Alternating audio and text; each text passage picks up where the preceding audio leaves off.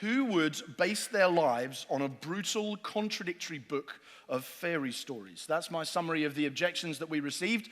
We got a lot of them which touched on the Bible, probably about 20 or so, which referred to the Bible in some way. But the following 9, I hope, are a pretty good summary of the questions or objections that we had. So I'm just going to read them out so you can see what we heard and then why I've turned it into the question I have. And so here's a bunch of those objections we had. First one was the hypocrisy of the Bible and how Christians seem able to ignore it. For example, the many contradictory verses in the Bible are usually met with, "That's not how it's supposed to be interpreted." Next one, you assert that the Bible is the Word of God, but that's only what its human, keyword number 1, authors claim, keyword number 2. So how exactly can you convince me, without this self-referential loop and thereby invalid recourse to what the Bible says, that what it says really is the Word of God? Next person said, the Bible was written by humans in the Bronze Age, and much of it, the account of how the world was made, where evil came from, is profoundly illogical and was clearly written as a mythical interpretation of reality in a pre-scientific age, such that only the most irrationally devout of Christians believe it. Next one said, my greatest doubt in Christianity is the fact that the entirety of its doctrine is based on a single, highly questionable source, the Bible. Somebody else said, Yahweh says, show them no mercy. And Jesus says, love your enemies. And yet Christians claim that both are God. Another one, I don't like the idea that a group of people or a book written by people has the power to judge others and know right from wrong. I've often wanted to explore religion, but I find it unreachable and incompatible with my fundamental values. One more, people who think that every single thought or idea presented in the Bible is a literal commandment of God, regardless of context or the prejudice of the biblical author, aka the human element. Just 2 more. My neighbor objects because although his wife is a Christian, he cannot believe the Bible stories. They seem like fiction to him. And finally, probably the most blunt one, the Bible is riddled with demonstrably false information and hideous moral lessons. This is incompatible with an omniscient and all-loving God. Your religion is false, the end. Okay, which I thought was, no, I think it's good. If you're going to state an objection, state it strongly. Why not? That's what I'd do. So, who would base their lives on a brutal, contradictory book of fairy stories? And the answer is, of course, nobody would, and to my knowledge, nobody does. I've never met anybody who bases their lives on a contradictory book of fairy stories. Nobody I've ever met bases their lives on the Brothers Grimm or on Hans Christian Andersen. And the reason why I'd say that question framed that way would really have no challenge to a Christian believer in a sense, is I say that for 2 reasons. The first reason is that the Bible is not a brutal, contradictory book of fairy stories. And the second reason is that actually Christians, when looked at carefully, don't ultimately base their lives on the Bible. So we'll look at those one after the other, and then at the end we're going to come back and look at all of the objections we started with and attempt to just give a quick answer to how we would go about responding to all of those. And the first reason I say nobody would base their lives on a brutal, contradictory book of fairy stories is that the Bible isn't a brutal, contradictory book of fairy stories. In fact, it's not even a book. It's a library of ancient documents written across many hundreds and thousands of years. There's some primeval narratives in there, how the world was formed. There's some family history in there. There's a lot of legal material. There's some imperial and military history. There's some poems, some proverbs, some visions, 4 biographies of Jesus, and 20-odd letters. So it's very diverse. It's a collection of lots of documents written by lots of different people over a very, very long period of time. Twice as long as there has been such a thing as the English language is the length of time we have been collating. The Roman Empire to now is about the length of time over which the Bible was written. And some of the documents in that collection do contain some scenes of extreme brutality. They do, because they are describing military and imperial history. And that's just the nature of the fact. If you read a book about a war, the chances are it's going to contain a lot of people dying. And in fact, if it didn't, you would ask questions about whether the person recording the war knew what they were talking about. If you read Churchill's 5 volumes of history or whatever it is, 5 or 6 volumes on the Second World War, and nobody died, you would probably come away thinking this is not written by Winston Churchill. This is written by someone else, pretending to be him, because in real wars, people die. So you would find, I suppose, to some degree, I'd have to concede that parts of the Bible are brutal, because they do describe wars that actually took place, historical conquests and battles and the formation of empires that actually happened. And you could cross-check an awful lot of that content. Basically, the nearer to now the sources are, the more other sources there are, and the more you can cross-check them. But you can cross-check them with other stories and other accounts from parts of the world in the same area, and you can find out, oh, that's who that king was. Oh, I see. Oh, yeah. And some of them are even things that the British Empire, when we were invading people's countries and stealing all their stuff, that we stole quite a lot of things like that. And we've got some of them in the British Museum, because we nicked them from the Persians or the Greeks. And you can read the cylinders if you read the language, or read the codices or the scrolls, and compare them with the Bible, and you can see, oh, that's that character here, and that's that guy there. It happens all the time. But there are real wars. In human history, there were real wars in the Middle East in the Bronze Age, and so the Bible's got lots of that in it, because that's the nature of telling history of that period. So yes, there's some, in that sense, there are some bits which are, you might say, brutal.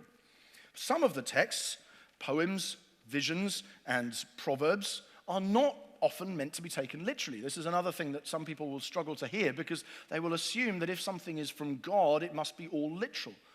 But the fact is that language doesn't work that way, that a lot of language is not meant to be heard or read literally, that when you encounter all sorts of things in our world, you know that's not a literal description of something that happened. And I've probably used several turns of phrase, even in the course of this first 5 minutes, that have used things that are not meant to be literal. And the songs we sing are full of them, and poems and love songs and proverbs often contain things like that. We'll look at a few examples as we go. And that means that to say that they're not fairy stories, because they're not intended to be taken as once in a galaxy far, far away, but neither are they literal accounts of things. They're often descriptions or challenges to people living in a particular day that contain very metaphorical or symbolic language, because that's what language does. That's how it works. And so we have to read them with careful attention to how literature functions, what it's supposed to do. And that context can be very important and also difficult to get right if we're not familiar with the language. And some of these accounts even present different perspectives. They present different perspectives on God, different perspectives on humans, different perspectives on historical events. And that doesn't necessarily mean that they contradict each other, but it does mean that you have to read them carefully and think, so what actually happened here? And how do I reconcile this angle with that angle on this particular event? And the difficulty with all of that stuff that we have is that you and I tend to read texts as if they're written by people like us to people like us. And they're not. They're written by people totally unlike you, who would never have seen anything like this room or these lights or the clothes you're wearing or the glasses you have on. They lived in a totally different world to you. And as a result, they don't write documents the way you'd like them to sometimes. And we have to therefore read very carefully with an eye to a number of different types of context that we might miss if we weren't careful. And I'm just going to mention a few different sorts of context you have to be wary of when reading the Bible properly, because if you don't read it with these contexts in mind, it looks like a right muddle. So, a number of examples. In fact, one objector raised this, and this is one objection of those 8 or 9 I totally agree with. They said, it really bothers me when people read the Bible as if it's all literal commands of God, and I would say, yeah, it really bothers me too. There's all sorts of stories in the Bible that are not commands of God to me, and not meant to be taken literally. We'll look at a few as we go. So we need to read it in context. Here's a few examples of what I mean. We need to read it in literary context, i.e., we need to find out what kind of literature is this? What type of writing are we talking about here? And how's it meant to be read? So in England, if you see a document that begins once upon a time, you know it's a fairy story. If you read a document that begins January 17th, London, you know that it's a news report. And you are able to, without even knowing it, you immediately discern what sort of writing you're reading.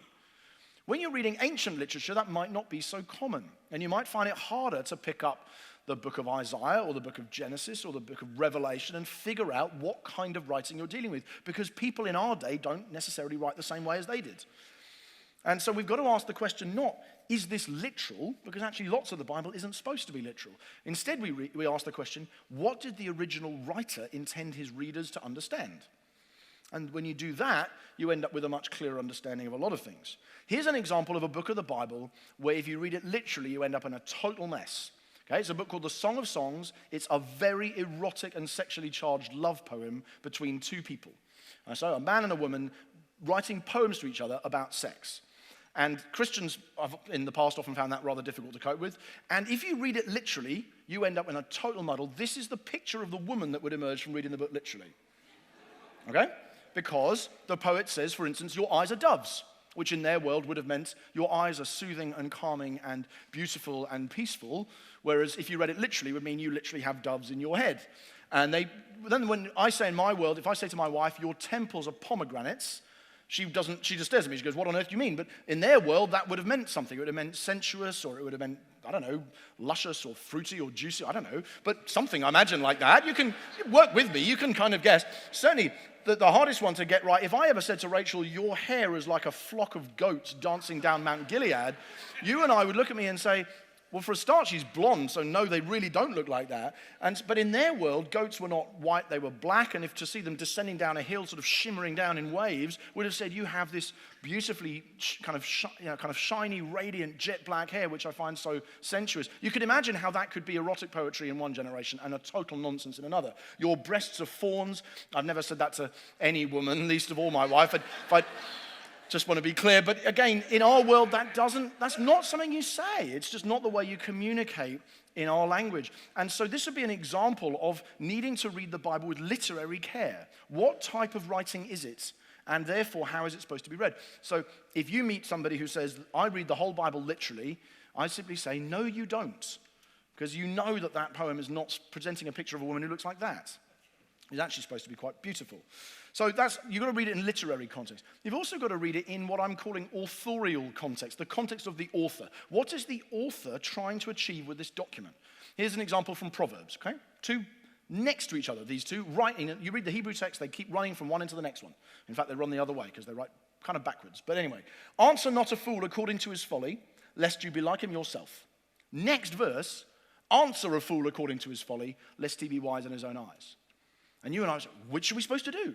If somebody says something foolish, do I answer him in the same spirit, or do I just ignore him because he's being silly? And of course, that is not, in that sense, you might say, that's a contradiction. Well, if you want to be really pedantic, I suppose you could put it that way, but it's a very deliberate one, and it's being done because the writer is not saying these things are both true and untrue at the same time. The writer is saying a bit like what we say when we say yes and no. You know, you've ever said that to someone? They ask you, well, yes and no. And what you mean is yes in this sense and no in that sense. Well, that's what he's doing. But it's not a contradiction in the sense of this person doesn't know what they're doing and it's full of mistakes. And that's not the nature of the writing. And actually, to take a bigger example, you read the book of Job. If you know the book of Job, that book of Job is quite like that. There are long speeches in the book of Job that at the end of the book we find out do not represent the way God thinks about things. They're actually mistaken in their perspective on God. And there might be other texts like that too. So, got to read literary context, authorial context, if that doesn't sound too, fancy word. Historical context. What was the world like back then? What did this social custom mean? What did that law mean? How did people do things?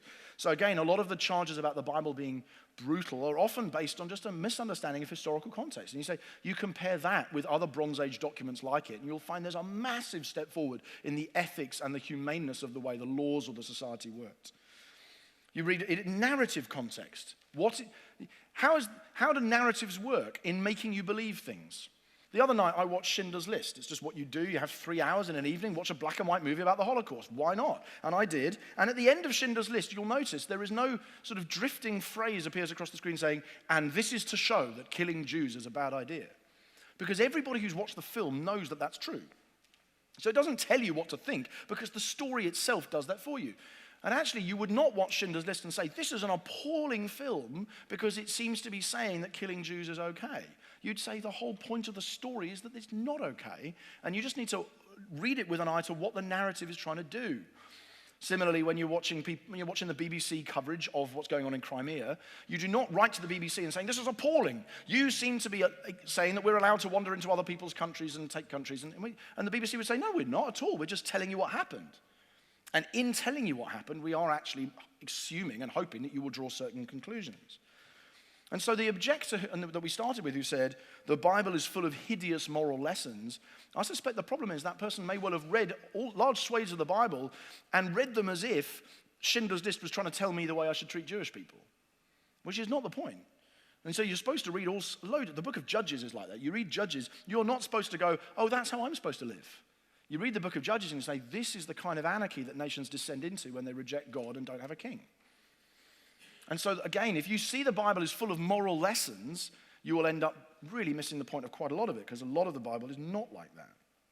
So you've got to read it in narrative context. A couple more. You've got to read it in covenant context. So where in the big story are we? There's chapters of God's dealings with people and the story moves on. So in one chapter, it says, show them no mercy. For this period of time, I want you to drive out these people from this bit of land because of what they're doing. They're sacrificing children, they're idolatrous and everything. Drive them out, make sure they don't come back. But at a subsequent juncture in the story, love your enemies. And that's the ethic we live by now.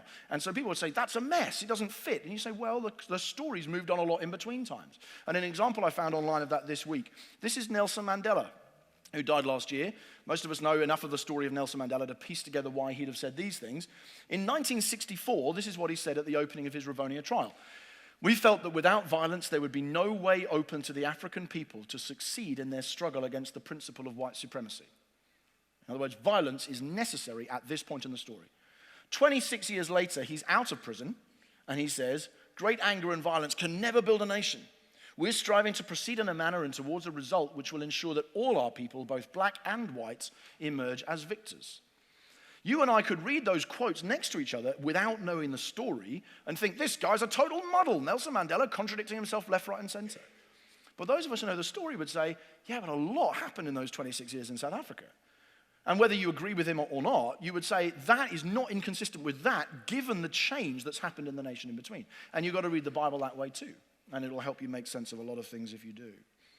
And finally, you've got to read the Bible in theological context and understand that the picture of God that you get in the Bible develops. And there's things about God, the Trinity, for instance, that are not taught clearly early on, that become clearer as you go, until the revelation in Jesus comes at its sort of fullest, highest form. And you see, that's what God is like. So there's a lot of different kinds of context you've got to read this book with. And if we don't, we end up in a muddle. And we end up, sometimes it will sound like fiction or fairy stories or brutal or contradictory because we may not have read it right. And so we're asking the question, who'd base their lives on a brutal, contradictory book of fairy stories? And I'm saying no one. And no one does. And I'm saying that firstly because it's not a brutal, contradictory book of fairy stories, the Bible. It's a library of ancient documents involving all sorts of different types of writing, all of which need to be read carefully in context. But the second reason I'd say no one would base their lives on a brutal book of fairy stories is because actually, ultimately, nobody bases their lives on the Bible anyway. That's not what Christians do. We don't base our lives on the Bible. We base our lives on Jesus. And that really matters. It might sound like I'm playing games, but I'm not. That's a very important distinction to make. And two objectors actually picked up on it. Two of the objections we read out. One person said, Christianity is based on a single, highly questionable source, the Bible. Another person said, you only believe the Bible's God's word because it says it is, which is self-referential and invalid. But neither of those things are actually true. As Christians, what we do is we follow Jesus as a person. Forget the Bible for a moment. We follow Jesus, the Jew from Nazareth. He's born about 5 BC. We're not quite sure when. He's crucified outside Jerusalem under the Roman governor Pontius Pilate in 30 AD. He rises from the dead 2 days later. That Jesus is the one we follow as Christians, and he's the one we base our lives upon, not the book. All right, you will not find, I'm pretty certain, I haven't actually yet heard the song list, but I'm pretty sure as Sally leads out in the second half of the meeting, none of the songs will be songs of praise of worship to the Bible. That's not where we base our lives. We base our lives on Jesus, and that is very different actually. So what we do is we get our understanding of who Jesus is and what he was and what he meant and how to live like him. We get our understanding of that from historical documents that you can even now go and see copies of in the British Library or British Museum if you want.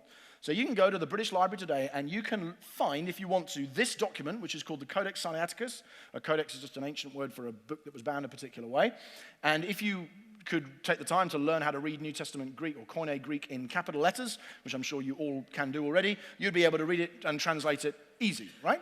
You just go through, that's a portion of a bit of the Gospel of Luke. It's a historical document, and you could go and read that. And Rachel and I did this. Not the British Library. I know how to treat a girl well. So when we went to Dublin, I went to see the Chester Beatty Papyri. And she said, can we please go and see the Guinness Museum? And I said, I want to go and see the Chester Beatty Library. And we went and stared at ancient Greek, because I can read it, and you'd start reading Greek through these glass cases. And I was thinking, this is amazing. This is like within 80 years of the event actually happening. Here's here's this document, and it's based on things like that, which obviously we then translate and we put into Bibles, but that's not, it doesn't get its, if you like, its authority simply from being in the Bible. It's a historical witness to the person of Jesus. And there's loads of them. There's 4 biographies, 20-odd letters.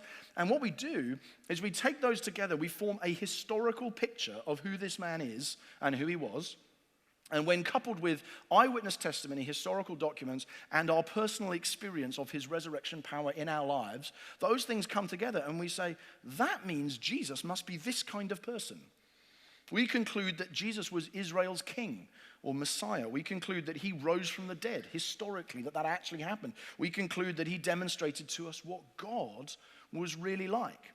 And because of that, so we go from our historical evidence and we then go to Jesus, and because of that conclusion about Jesus, we then say, so what do we make of the Jewish scriptures then? What do we make of these letters and these biographies? Do they have authority as well, or is it just, and what we do is we see the way Jesus spoke about and engaged with the Jewish scriptures, and we say, he treated these things as if they're true, as if they have authority, as if they matter, as if they speak to us in an accurate way about the world. So from there, we conclude that the Bible is to be trusted. That's how Christian belief works. It doesn't work by somebody saying, here's this text. Where did the text come from? Don't know, just believe everything in it. Oh, I better conclude Jesus is God. That's not what happens. In other words, we don't base our belief in Jesus on our belief in the Bible. We base our belief in the Bible on our belief in Jesus. And that's totally different. It really matters. So what we do is we see Jesus, we understand who he is. As a result of that, we trust him, we follow him, and we seek to imitate him. And that's why we trust the Bible, because he did.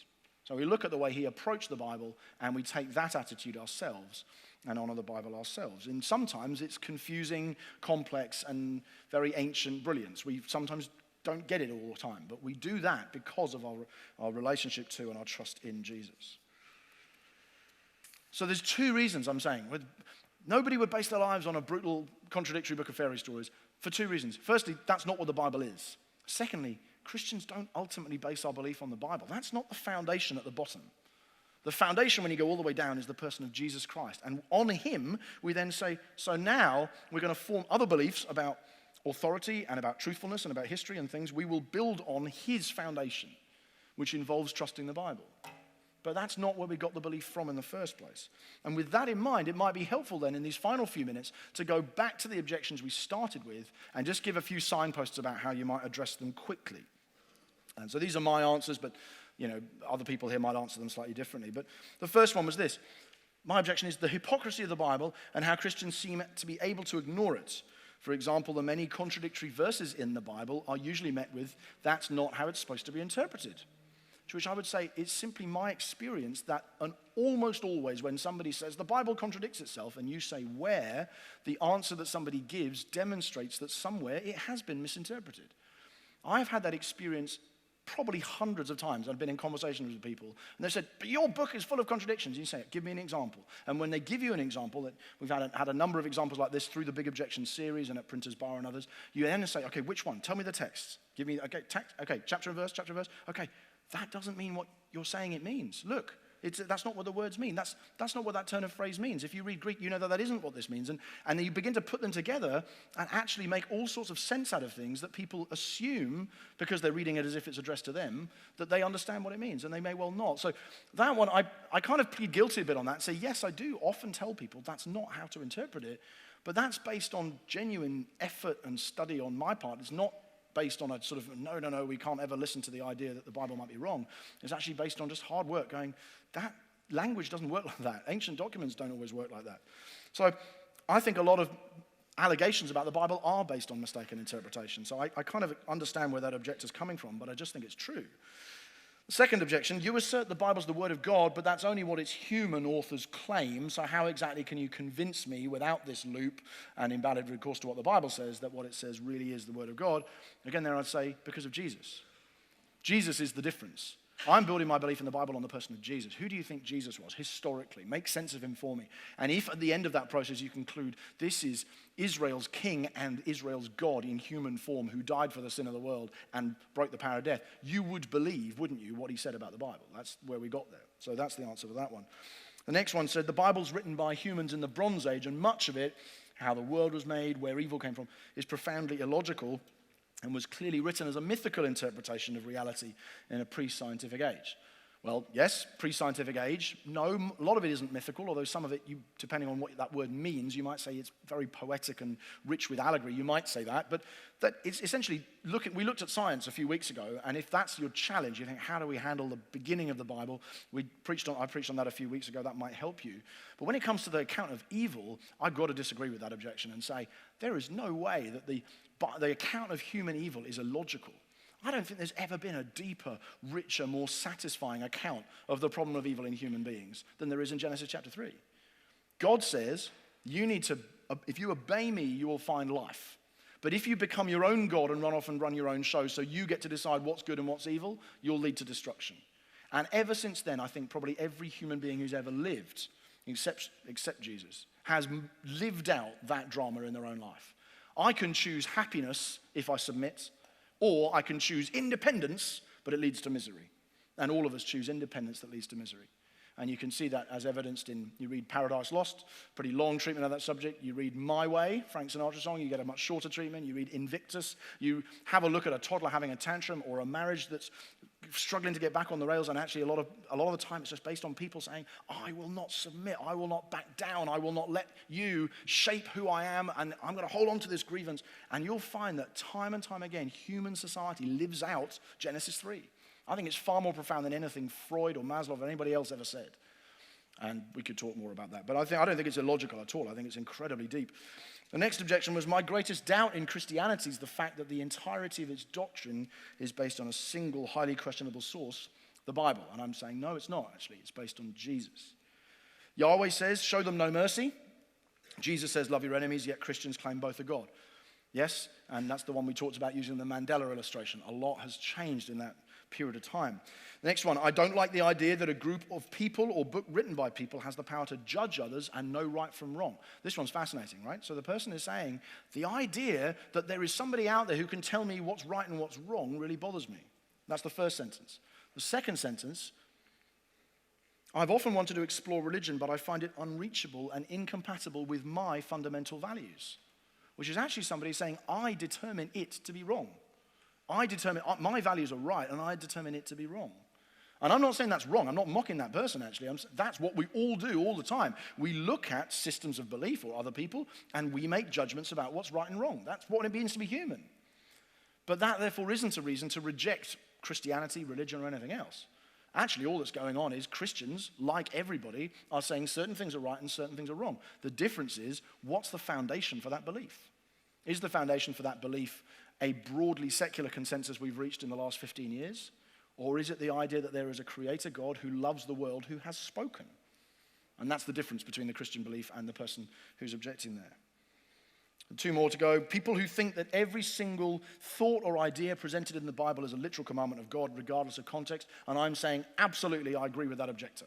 I probably wouldn't use the word prejudice because it sounds so negative. I might say bias or perspective, but basically, yes, I agree entirely. Well done. And that's actually, in many ways, that objection answers some of the other objections, which is very helpful. And then the final one. My neighbor objects because although his wife's a Christian, he cannot believe the Bible stories. They seem like fiction to him. And I would just say it depends on which Bible stories you're talking about. But if what you mean by fiction is something that didn't actually happen in reality, then you might well be reading a bit of the Bible that is fiction. Some of the Bible's supposed to be fiction, right? A man went down from Jerusalem to Jericho, and there he encountered a guy who was beaten up in the ditch and all this, whatever. You say, actually, that is not meant to be a literal story of something that actually happened. It is a parable. It's a way of telling truth through something that didn't really happen. You just got to read the Bible carefully to figure out which is which. But if you're reading Luke's gospel from beginning to end, and you're saying it describes Jesus' ministry, what he did, what he said, where he went, how he died, how he rose, that is meant to be taken as a historical account, so you read it differently. So that depending on what your neighbor's husband, what they're actually wrestling with, they may well be right that parts of it are, in that sense, meant to be taken, what you might say, fictionally or non-literally. Now, ultimately, as I've said, Christianity is based on Jesus, and that doesn't mean the Bible's a red herring. The Bible is immensely important. I honor the Bible. I study the Bible. I'm studying a PhD in the Bible. I'm reading the languages of the Bible. I really care about the Bible. But it is not the foundation of our belief. The foundation of our belief is the person of Jesus. And there are all sorts of questions off the back of this that you might have. You may be wanting to ask things, throw things, dialogue with things, clarify things, come back and say, you misrepresented what I meant, or I think that, and that may be true. If so, I'm sorry. We will have a chance to talk much more about this at these events we're running at Printers Bar, which is next to the greenhouse down in the town centre near the station. On the 13th of April, we have the second of our 2 events there at 8 p.m. It would be brilliant to see you. If you want to come and have dialogue, debate, reason it through, ask more questions, that's exactly what it's for, and we'd love to see you. But in the meantime, thank you so much for your attention and for listening, and I'm going to hand back to Steve as he just introduces the offering.